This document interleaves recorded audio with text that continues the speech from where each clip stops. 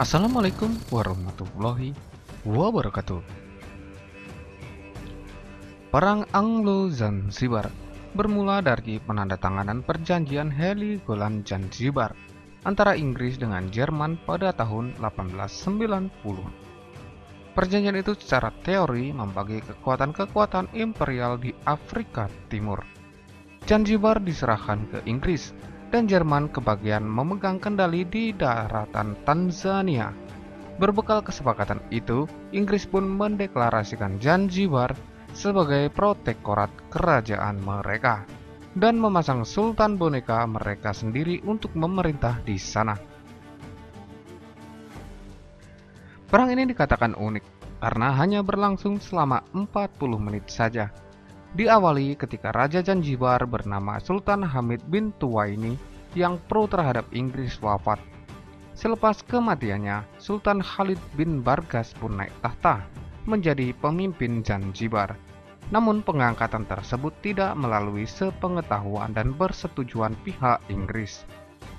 Padahal berdasarkan perjanjian yang telah disepakati, Sultan baru yang akan naik tahta harus terlebih dahulu mendapatkan persetujuan dari konsul Inggris. Tentunya hal tersebut memicu kemarahan dari pemerintah Inggris yang kemudian memberikan ultimatum kepada Sultan Khalid agar segera turun dari tahtanya.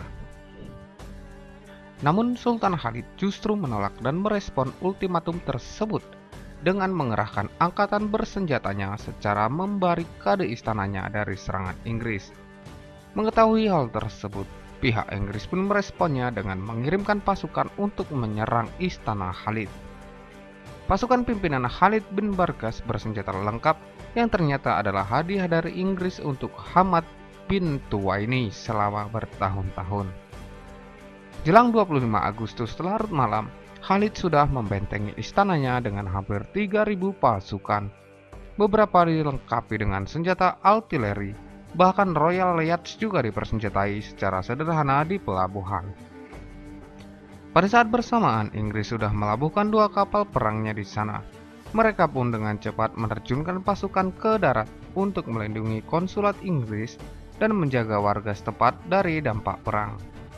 Tak cukup dengan 2 kapal perang, Kev meminta bala bantuan lagi dan malam itu juga datanglah kapal HMS Sparrow. Ultimatum terakhir untuk Khalid dikeluarkan pada 26 Agustus.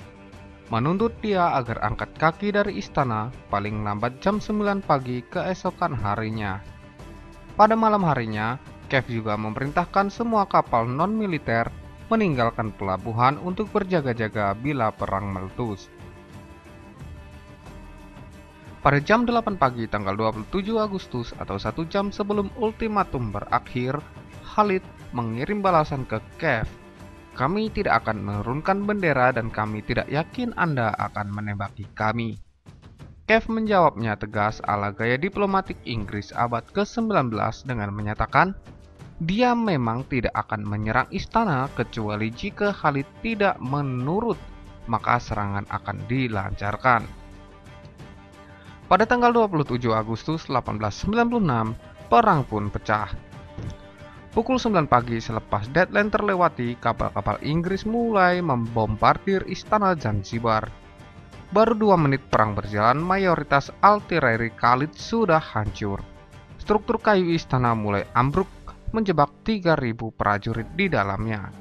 Dalam waktu 2 menit itu pula, Khalid dikabarkan langsung kabur lewat pintu keluar belakang istana, meninggalkan para pelayan dan tentaranya yang berjuang sendirian mempertahankan istana.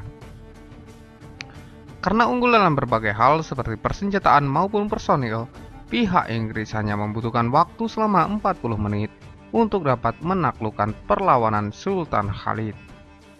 Dalam perang ini sedikitnya terdapat 500 orang korban dari pihak Khalid dan hanya 1 prajurit angkatan laut yang terluka dari pihak Inggris. Meski perang Anglo-Zanzibar sangat singkat, tapi jumlah korbannya cukup tinggi, terutama karena ledakan di istana.